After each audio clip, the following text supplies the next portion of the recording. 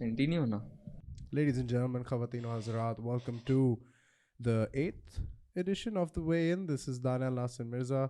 हम लोग आपके लिए break down करेंगे UFC Brasilia. First of all, let's just get some of the invariables out of the way. जो card अगर आपने देखा उसके related, you will be noticing. First thing, obviously, कि कोई crowd नहीं था. The most surreal kind of an episode show or UFC event that I've seen, where you could hear every single punch. You could hear fighters breathe heavy. There was no kind of bullshit about, something being lost in translation before or after the fight. That was kind of hilarious as well. Mick Maynard, thank you for clapping ringside. So that was something. Of course, this is a global pandemic right now. So if you're watching this, stay safe, wash your hands, use a lot of hand sanitizer, don't go outside, isolate yourself, blah, blah, blah. You know the drill. But this is serious. Take it seriously.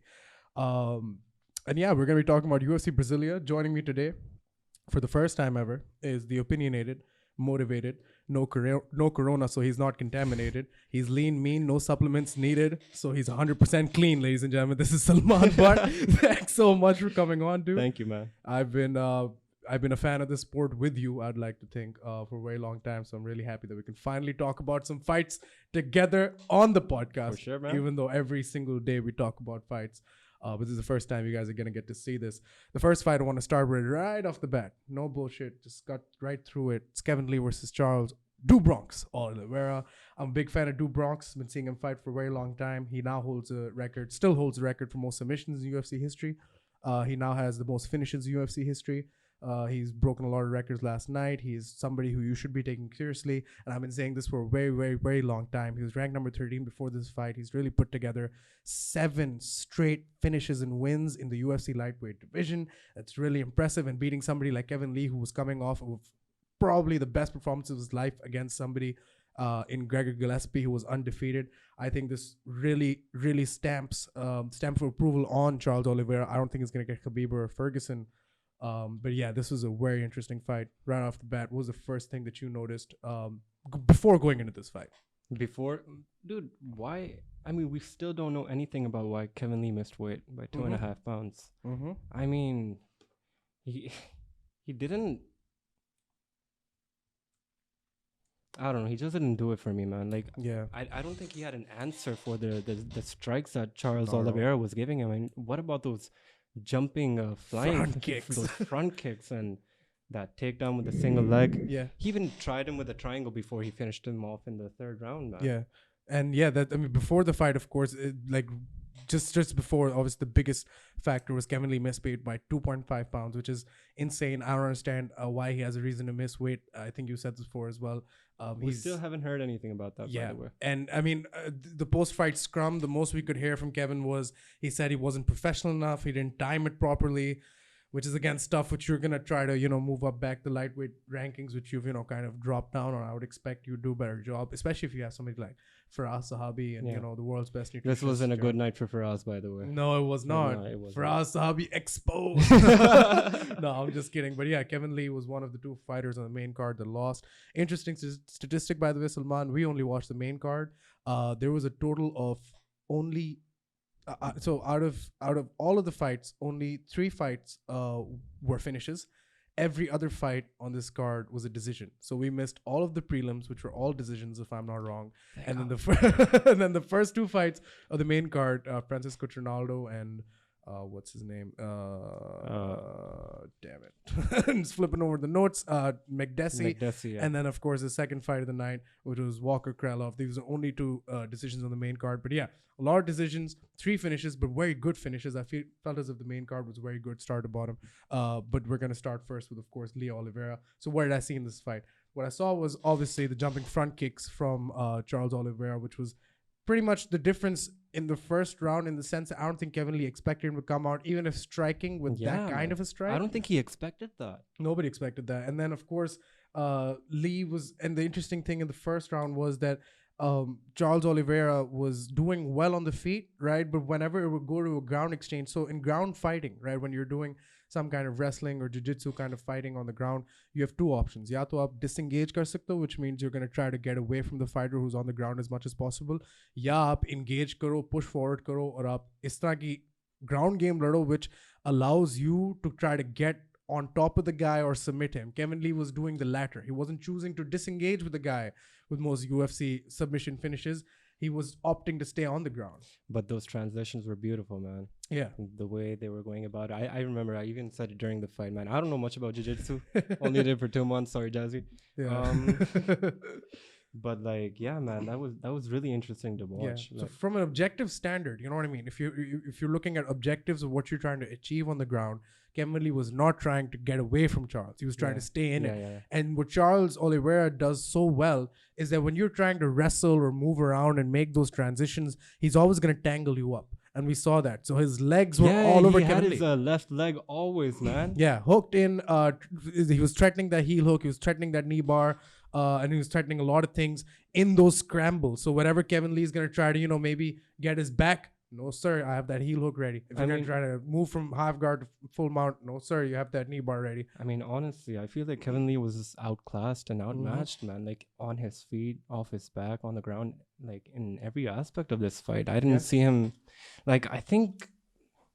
No, man. Like Kevin Lee didn't show up in this fight much. He didn't. I don't think so. And like even his punches, I remember him hitting him clean on the chin. Yeah. And I don't know what kind of a chin Oliveira has. I mean, but those punches didn't look strong at all. They were just like, yeah, they didn't really connect with the same kind of ferocity that we expected. Yeah. Because just off of the Gregor Gillespie, knockout, the best thing for him was that explosive kind of, he kept the levels down. And he was able to then prop up, and then of all the things, he's able to throw like a head kick and knock him out straight. I feel like Kevin Lee was trying to rely on his wrestling for this fight. And I don't think you should do that against Charles Do Bronx Oliveira. I mean, he got that guillotine in the third round. Yeah. And that was so fluent, the way he got that neck. Oh my God. Somebody said Kevin Lee saw a hole in Charles Oliveira's game and then stuck his head in it. but I scored the first round 10-9 to Kevin Lee, mainly because even though those grappling exchanges were a little competitive, he ended up on top of him and then decided to throw down the strikes. The second round, I thought Oliveira was winning the striking exchanges, which is insane. Not because you should count out Do Bronx's striking. I think that was the big takeaway from this fight, that Do Bronx is not just a grappler. The Do Bronx is not somebody who's just gonna sit there and try to grapple with you or wait for he's not Damian Maia in his approach. He looked very comfortable on the feet because he was throwing strikes, he was landing them clean, he was landing them with power. I gave the second round to Oliveira, and I feel like that's where the momentum really shifted. Round one was smart from Oliveira because he was able to kind of trap Kevin Lee in those grappling exchanges, so he doesn't really know exactly how he can get his base up and then try to even though like he did aggress at the end.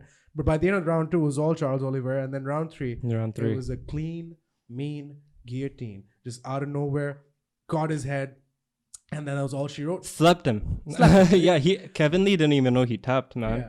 See, that was really heartbreaking to watch because, as you're saying, either he slept him, or either he did. I mean, after the ref stopped the fight, you could see Kevin Lee sort of being in a daze, and then he went back for his back. Yeah, but I've seen that kind of behavior for fighters who were knocked out, right? I've never seen that with somebody who's got tapped out. So I don't know if this was. So from Charles Do Bronx Oliveira's side of the story, this was a coming up of somebody who has not really been ranked highly, so to speak, by a lot of people, primarily because I think he's one-dimensional. Well, he showed up on every dimension of the fight and he did really well. But as far as Kevin Lee's side of the story is concerned, that was heartbreaking to watch because I don't know if he slept him or not, but he was in some kind of denial about tapping. And that kind of shows you exactly how much he was invested in winning this fight.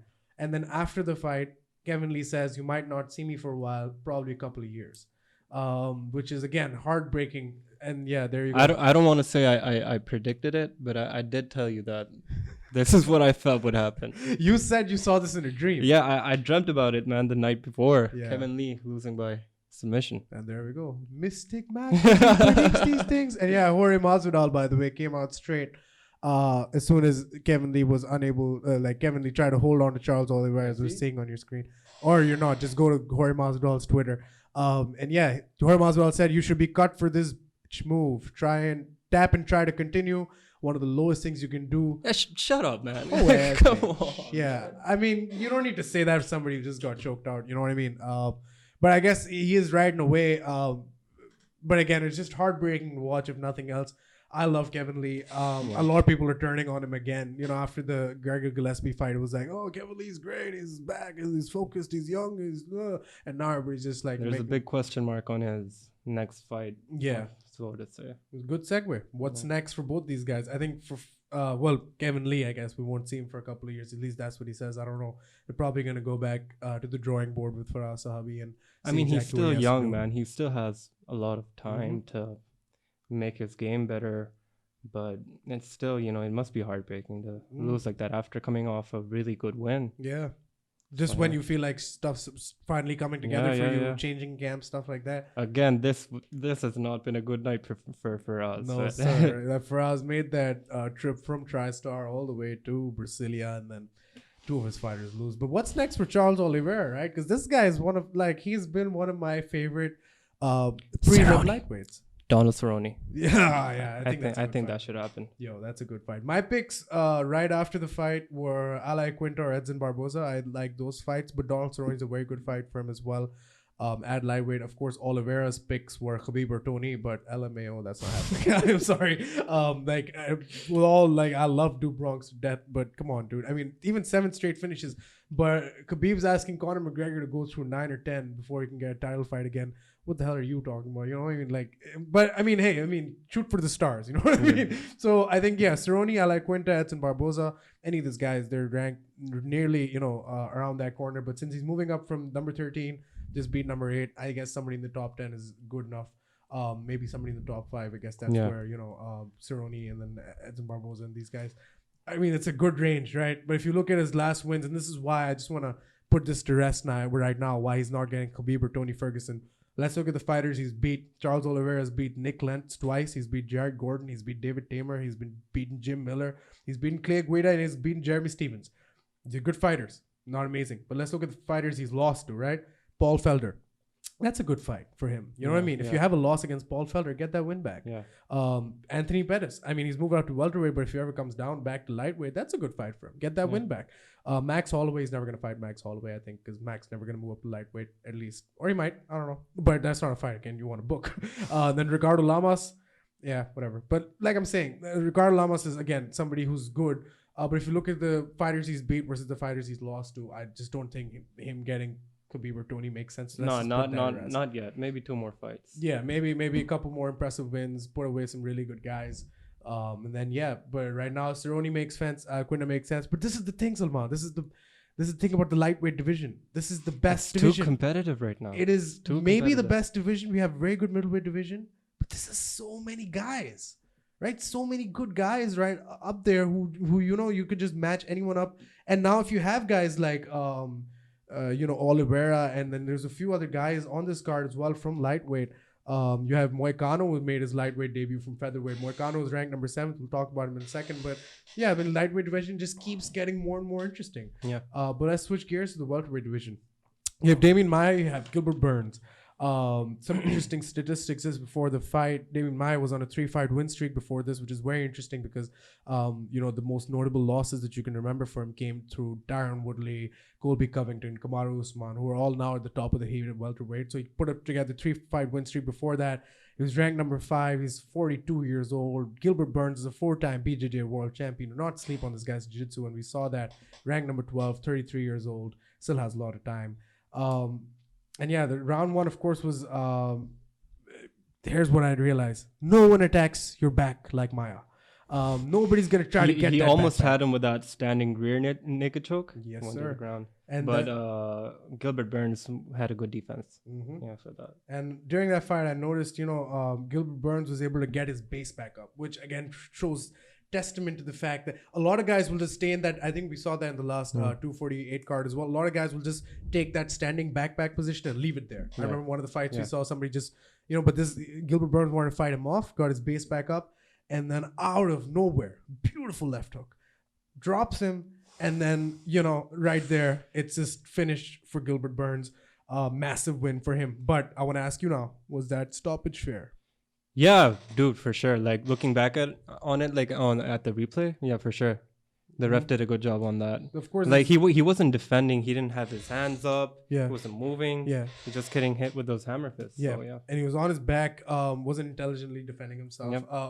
You could tell he was rocked. But if you're Damian Maia, the only consideration I'd make here is if you're Damian Maia and you get knocked down, you are gonna stay on your back. You're not gonna try to get right back. But props to Gilbert, man. Like when he knocked him down, he didn't go for the finish straight away.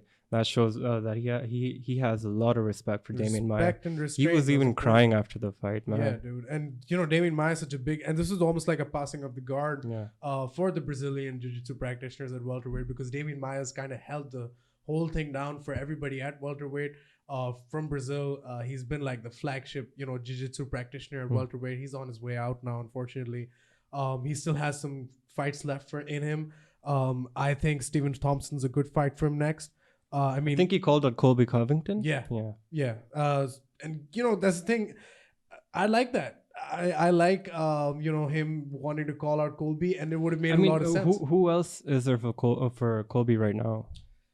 See, Colby is in a very awkward position with the UFC, and I saw this video, Mix Molly Wapri. I don't know if you know about that YouTube channel. It was one of my favorite YouTube channels. Shout out Mix Molly Wapri. Like, that guy makes these sometimes 12, sometimes 30, sometimes 40, sometimes like an hour long documentary style videos for a lot of the fighters based on what's happening right now. And he really broke down the Colby Covington situation really well, because Colby really kind of went all in before the Kamaru fight. He kind of said he's gonna bash the belt over Dana's head. He said fuck the UFC, this, that, the other. And he said, because they were kind of screwing him over in a way. Colby won the interim belt. A month later, they announced Woodley versus Till for the actual belt, strip Colby of the interim belt, and then give Kamaru the next shot at Woodley. Kind of screwed over Colby there. He has every right to be angry. But him versus Kamaru was literally all in for him. Because if he loses, he's fucked. The UFC is never going to look at him and be like, yo, okay, you know what? He's a good fighter. This, that, that's it. He's over. He has to really work his way back up to a title shot and become undeniable, which he's not right now. Yeah. Has he called anyone out yet? Not really. I mean, See, that's the thing. It's so hard for me to sit here and give you a sympathy story from Colby Covington's perspective, because he's such an asshole, right? but Colby did say the ref stopped that fight early. I was still in there. And, that was bullshit. Yeah. But it was still a really good fight. It was a really good fight. Yeah, it was an amazing. I mean, two wrestlers who didn't wrestle at all. That's amazing. That was cool. That's what I wanted to see, and I was hoping that would happen, because when you put two guys, and you see, we just saw the Yoel Romero fight with Israel Adesanya. We were talking about this one. You know what? The thing is, styles make matchups, right? And if you put together two counter strikers like you did Yoel Romero and Israel Adesanya, you sometimes get a checkmate. You get a stalemate. But if you put together two essentially wrestlers like Colby and Kamaru, you're gonna get something. You're gonna get a fucking slugfest. This is a sport, ladies and gentlemen. It's all based on style. But yeah, I mean, I like the Colby fight for Gilbert Burns. I don't think he's gonna get it yet, because I don't think Colby's gonna settle for it. You know what? If there was a crowd, this would have been like a very emphatic call out. Because I remember Colby came to Brazil and then called everybody, this is a filthy dump, you animals, maga. Like, he did that shit, and the crowd threw shit at him. The Brazilian crowd threw. They called him He called them animals. Of course they're gonna throw shit on you, you piece of shit. I think that's the moment where he became the ultimate heel. Yeah. He was like, I gotta do something serious, man. See, that's the thing with Colby, man. He's always all in. It's either he completely becomes like the biggest antichrist villain of the UFC ever, or he's just he's screwed. And I think at this point he's screwed. But I don't think he's screwed, man. Like that. How does he come on? Unless Kamaru had annihilated him, He did. Broke his jaw. I mean, yeah, sure, but that fight was really competitive, man. Yeah. What do you think about Stephen Thompson versus Gilbert Burns? Stylistically, I'm not sure, man. He's this karate guy, Wonder Boy, and then you have Gilbert Burns, who's a 4-time BJJ world champion. Again, it's gonna be a very but you saw good hands from Gilbert. I think that's a good fight. Stephen Thompson's not fighting anybody. He broke his hand last fight, so I think that's a good fight. What makes sense for me is Woodley, the winner of Woodley Edwards, which is this weekend. We're gonna watch that as well. And then the Colby, or the loser of that fight versus Colby makes sense. Thompson versus Burns makes sense. And as for Damian Maia's concern from this fight, Damian Maia said he wants to fight Cerrone and then he's probably done. I don't mind that fight. I don't mind Cerrone. But I think if I really want to think of welterweight dream match, it's Damian Maia and it's Michael Chiesa. That would be fun. I want to see Michael Chiesa grapple with Damian Maia. I think that'd be fun. These guys are both like welterweights. And Gilbert Burns is on a 3-0 win streak at this point in the welterweight division. Yeah, he's put together 3 wins. That's good. I mean, yeah. Gilbert Burns, very impressive. I think this is again one of those fights that or fighters that I've been looking for, and he's been tearing it up on the jiu-jitsu scene. Finally got to see it on the UFC. Very impressive. Now go back to the lightweight division. There's a lot of lightweight fights on this card.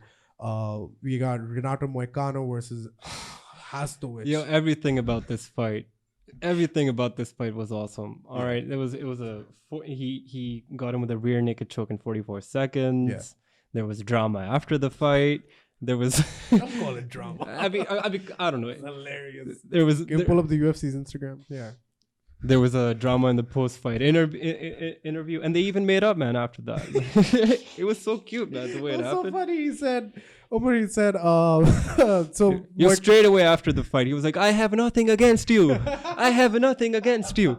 I was like, what's going on here? So Moicano has to fight for 45 seconds. Moicano gets him in a very impressive RNC. And the impressive thing here for Moicano was that he finished a fresh and healthy opponent within 45 seconds, right? Submitted him, didn't knock him out. So you can knock out somebody who's fresh and healthy. But to submit somebody who's fresh and healthy in 45 seconds means you're grappling against all of their power and all of their body weight, and they're completely fresh, but he still choked him out, right? Chokes him out. How beautiful was that body triangle, though? Bro, it was straight amazing. away. It was just kind of jumped on him, you know what I mean? Okay, what I wanted to show you, and for all of you watching, just go to the UFC's Instagram. Go down. Yeah, right there. Right, left. Yeah, so go look at the video between Moicano and Hasdowit. And sorry, Bran. Just turn it up. What do you say? You shouldn't have submitted me? Yeah, just Yeah, he was like, I wanted to fight more. Then you shouldn't have submitted me. Come on, man.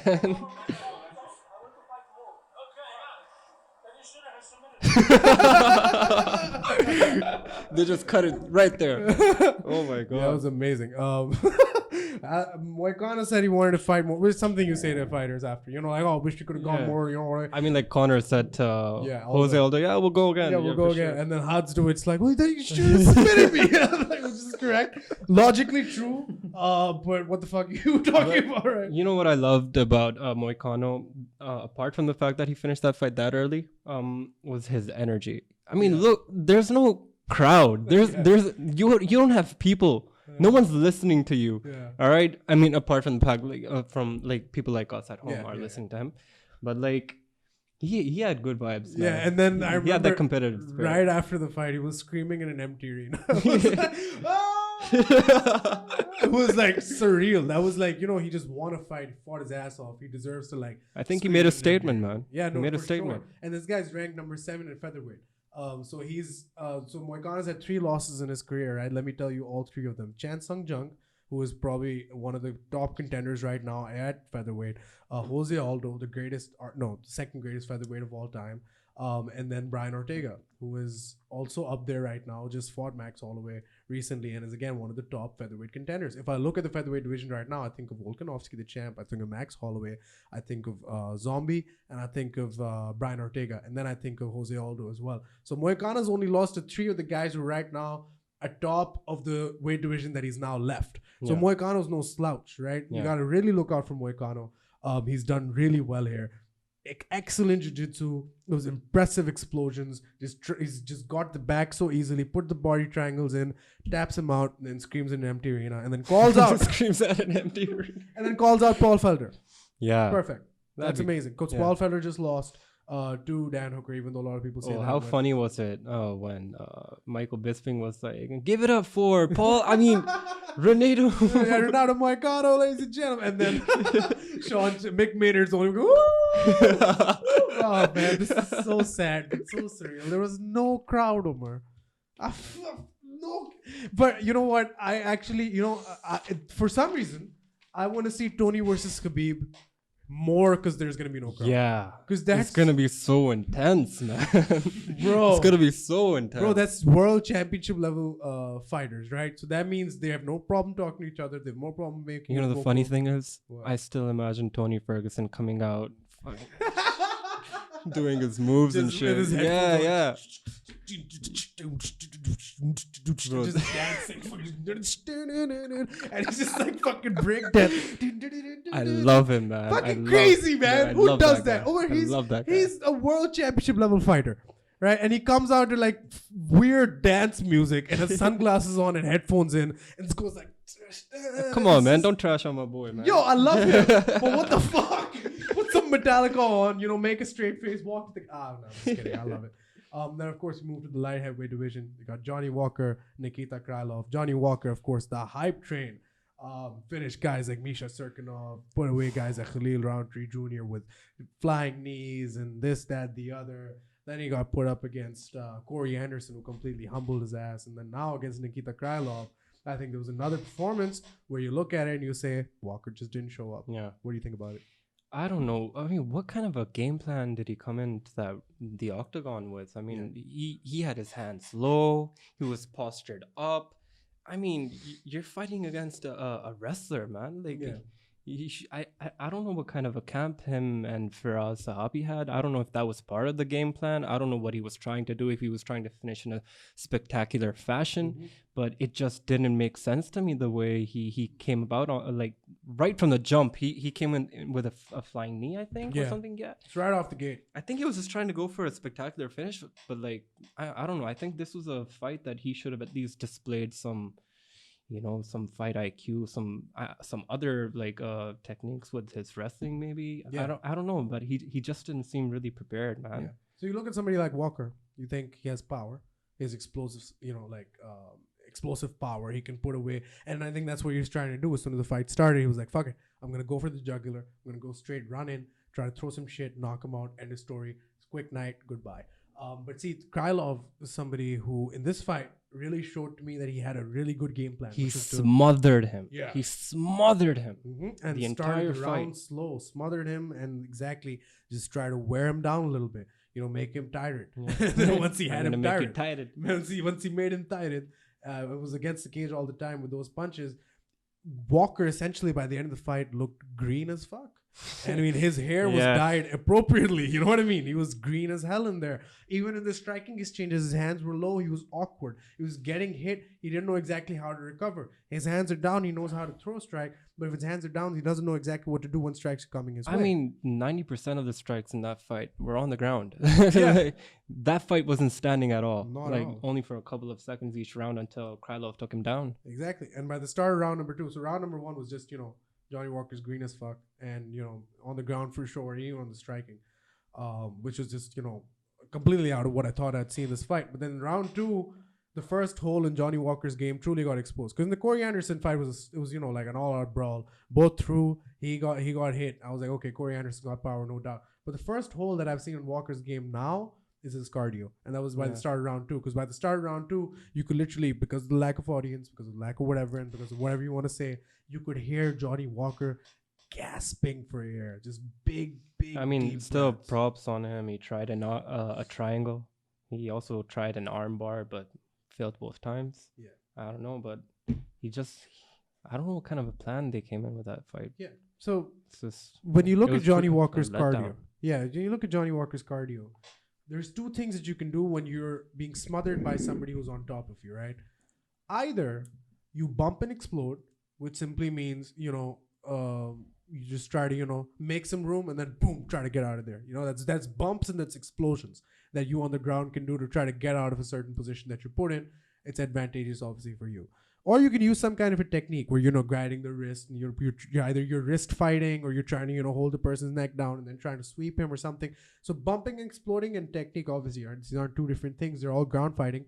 But you can do the first if you don't have the second. You can still bump and explode to a certain degree, and use your power and use your cardio and your gas tank and all of the lactic acid in your muscles that hasn't built up yet because your cardio is good.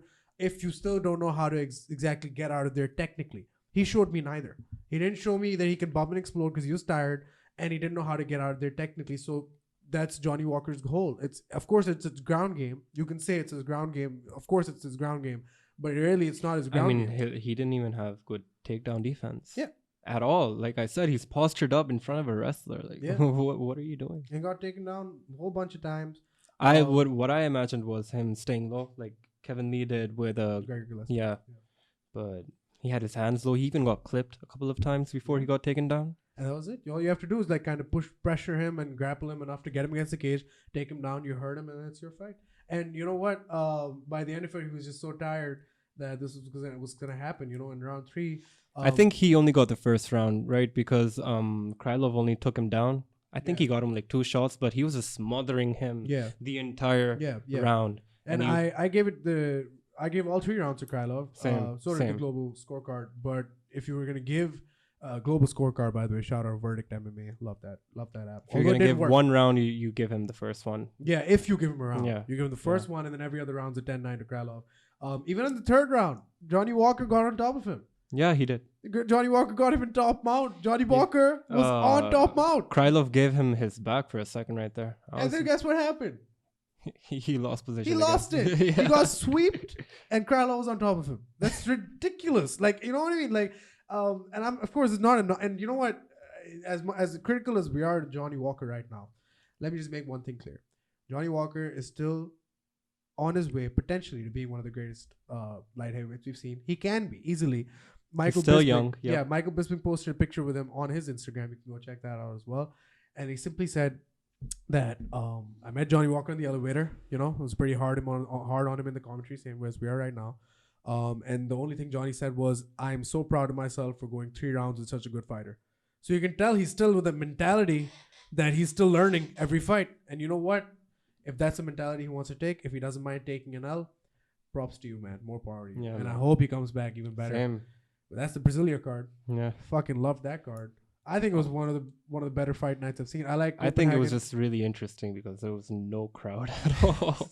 That's the first, man. That's very true, my man. And then of course UFC London coming up. Shout out to Corona. Corona. No shout out to Corona. Holy fuck, dude. If Khabib versus Yo, that fight is so delicate right now. If even one person in their camp gets infected or gets in contact with someone who's infected, that fight's off. I'm like I said, I'm not gonna believe this fight is happening until Tony's walking into the octagon listening to his flimsy ass music with his headphones on. Can't do this anymore. I can't do this. I can't go through another cancel Khabib Tony fight. It's happened 4 times. It happened because of injury, tiramisu, and then tripping on a fucking wire. Right? Fuck, like, you know, okay, yeah, it's Corona, and, you know, a lot of people are like, oh, your sports are getting canceled, guys, grow up, blah, blah. Yeah, okay, fine. I know my sports isn't as important as a global pandemic. But all I'm saying is that if there was any semblance of, you know, like, fairness or, you know, like, you know, karma or some bullshit like that in the world, then guess what? This fight wouldn't have been canceled the first 4 times. But no, this fight's just not going to happen. And this is not about the Corona. This is bigger than the Corona, man. This is about an injury, tiramisu, and tripping on a wire. Now a global pandemic is going to stop the greatest fight that's never happened in the lightweight division. Tony and Habib need to be quarantined until the fight. I swear, man. Just don't train. You know what I mean? Don't train. Just stay in a room and stay safe. Live stream it on your Instagrams. I don't give a fuck. Just let me see these guys fight. Say that. I've had enough. It's too heartbreaking. It's the fight to watch, man. Like, honestly. I'll be so let down if this fight doesn't happen. But at the same time, I'm not keeping my hopes up. I'm going to believe it when I see them walking down into the octagon. Yeah, that's, you know what? Yeah. I think that's the healthiest approach to take. After like fucking having a mental breakdown on the podcast, I think the healthiest thing to say is... Okay, look. Let's say they don't get the fight this time. Maybe they postpone it. You never know, man. You never know. But I hope they don't postpone it too long. That's... I've had enough of this postponement, of this cancellation. What is this? Donald Trump convinces UFC President Dana White to not cancel It's a mid-coronavirus outbreak despite So wait, that. the Tyron Woodley card isn't happening in London anymore. No, it's being moved to the US. Where? I don't know that yet. Undisclosed. But apparently there's problems with the Apex Arena being used for cards as well. Why? Because the Nevada state's not okay with it. Why? Oh, fuck, I don't know. Ask them, bro. Like, at this point, there's no why anymore, Salman. It's just, oh, this is happening. Okay. Like, this is a global pandemic. But of course, that's... of course, Khabib Ferguson's not as important as that happening. But I'm just saying that for once, can us MMA fans just please get this fight? That's it. That's all we're asking for. It's happened. Cancel 4 times. It's not going to... This is the biggest fight in UFC history, if you think about it. Yeah.